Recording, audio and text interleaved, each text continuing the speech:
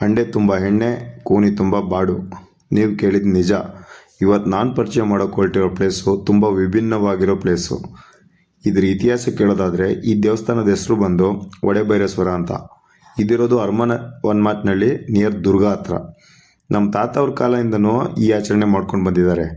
ಇಲ್ಲಿರೋ ಬೆಟ್ಟದಲ್ಲಿ ಸಾಧು ಸಂತರು ನೆಲೆಸಿದ್ರು ಅಂತ ಇತಿಹಾಸನೇ ಇದೆ. ಈಗಲೂ ಕೂಡ ಜನ ಇದನ್ನೇ ಮಾತಾಡ್ಕೊತಾರೆ, ಆದರೆ ಯಾರು ನೋಡಿರೋ ಸಾಕ್ಷಿಗಳಿಲ್ಲ. ಆ ಕಾಲದಲ್ಲಿ ಏನು ಆ ಸಾಧು ಸಂತರು ಆಚರಣೆ ಮಾಡ್ತಾ ಬಂದರು, ಅದೇ ಥರನೇ ಇನ್ನೂ ಕೂಡ ಈ ಊರಿನವರು ಅದೇ ಆಚರಣೆನೇ ಮಾಡ್ಕೊಂಡು ಬಂದಿದ್ದಾರೆ. ಏನಪ್ಪ ಅದು ಅಂದರೆ, ತೀರ್ಥವಾಗಿ ಕುಡಿಯೋಕೆ ಎಣ್ಣೆ ಕೊಟ್ಟು ತಿನ್ನೋಷ್ಟು ಬಾಡ್ ಕೊಟ್ಟು ಈ ಹಬ್ಬನ ಆಚರಿಸ್ತಾ ಬರ್ತಿದ್ದಾರೆ. ಮುಂದೆನೂ ಕೂಡ ಇದೇ ಥರ ಆಚರಿಸ್ತಾರೆ. ಈ ವರ್ಷ ಮಿಸ್ ಮಾಡ್ಕೊಂಡಿರೋರು ನೆಕ್ಸ್ಟ್ ವರ್ಷ ಮಾತ್ರ ಮಿಸ್ ಮಾಡ್ಕೊಳ್ಳೋಕೆ ಹೋಗಬೇಡಿ.